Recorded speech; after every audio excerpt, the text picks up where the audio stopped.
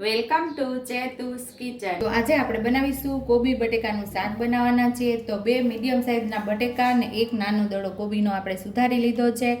એક લીલું મરચું 4 ચીરુમાં સુધારી લીધું છે। બે ડુંગળી મીડિયમ સાઇઝની આપણે સુધારી લીધી છે। એક ટમેટું સુધારી લીધું છે। અહીંયા આપણે 10 થી 12 કળીઓ લસણની લઈ લીધી છે। બાકી રેગ્યુલર મસાલાની અંદરથી મસાલાનો ઉપયોગ કરી અને સુપર ટેસ્ટી એવું કોબી બટેકાનું શાક બનાવવાના છીએ।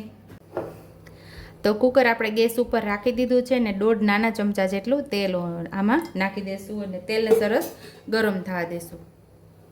તો તેલ ગરમ થાય ત્યાં સુધીમાં લસણને આપણે ખાંડી લેવાનું છે। લસણવાળી ચટણી તૈયાર કરી લઈશું। 1 ચમચી જેટલું લાલ મરચું પાવડર ઉમેરશું। ચપટી મીઠું ઉમેરી દઈશું। સરસ લસણવાળી ચટણી આપણે તૈયાર કરી લઈશું। અહીં આપણે લસણવાળી ચટણી તૈયાર કરી લીધી છે।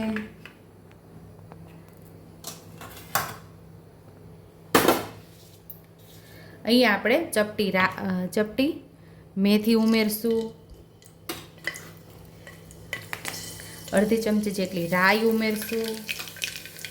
અડધી ચમચી જેટલું જીરું ઉમેરશું। 5 ચમચી જેટલી હિંગ ઉમેરશું। રાઈ જીરું સરસ ફૂટી ગયા છે તો હવે આપણે અહીંયા ડુંગળીને સાતળી લેવાની છે।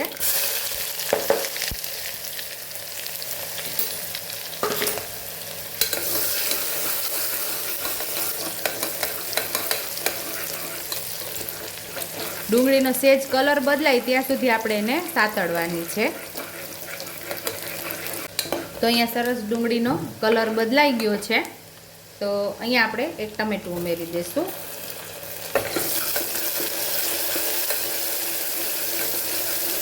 એને આપણે સરસ સાતળી લેવાનું છે।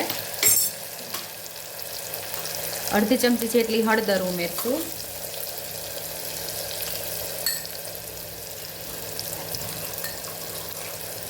આપણે જે લસણવાળી ચટણી તૈયાર કરેલી એ ઉમેરી દઈશું। એને સાતળી લેશું આપણે સરસ।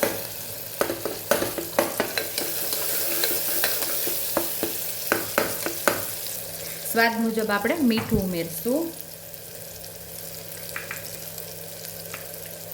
થોડા લીલા ધાણા ઉમેરશું। મસાલાને સરસ સાતળી લેવાનો છે।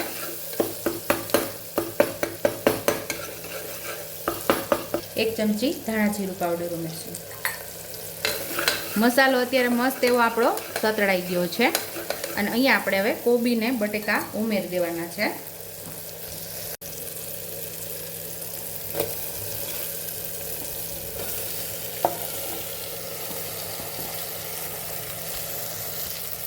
મસાલા સાથે સરસ શાકને આપણે સાતળી લેવાનું છે।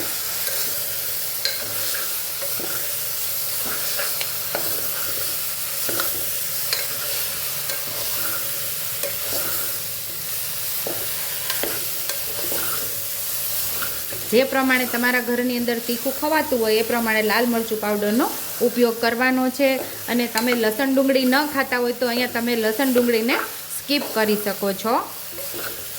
તો તમે ડાયરેક્ટ રાઈ જીરું અને મેથી ઉમેરી અને ટમેટું ઉમેરી અને બધા મસાલા કરી લેવાના અને તરત પછી આપણે કોબી અને બટેકા જે સુધારેલા છે એ ઉમેરી અને સરસ સાતળી લેવાનું શાકને।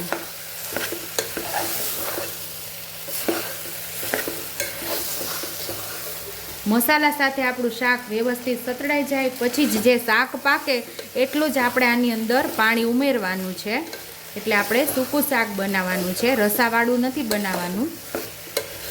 તો અહીંયા આપણું શાક મસ્ત એવું સતળાઈ ગયું છે। તેલ પણ સરસ છૂટું પડવા લાગ્યું છે તો અહીંયા આપણે થોડું પાણી ઉમેરી દઈશું। અહીંયા આપણે 1 થી 2 ચમચા જેટલું પાણી ઉમેરશું।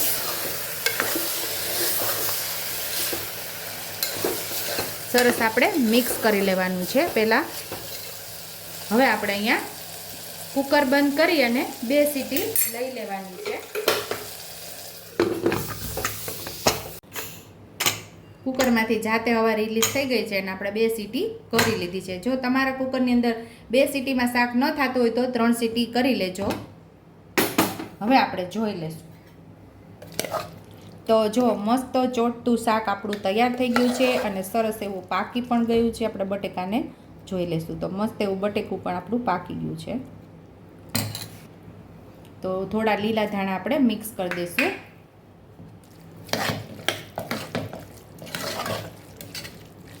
હવે શાકને આપણે સર્વ કરી લેવાનું છે. તો ટેસ્ટી એવું આપણું કોબી બટેકાનું શાક તૈયાર થઈ ગયું છે. ઉપરથી આપણે લીલા ધાણાથી ગાર્નિશ કરી દઈશું. આ શાકને તમને રોટલી, ભાખરી, રોટલા કે રાઈસ સાથે પણ ખાવાની ખૂબ મજા આવે છે. જો તમને મારી રેસીપી પસંદ આવી હોય તો મારી રેસીપીને લાઈક કરજો, શેર કરજો, સબસ્ક્રાઈબ કરજો, હાઈપ કરજો, બેલ આઇકોનને દબાવતા ભૂલતા નહીં અને કમેન્ટ બોક્સમાં કમેન્ટ કરજો કે મારી રેસીપી કેવી લાગી. તો આવજો.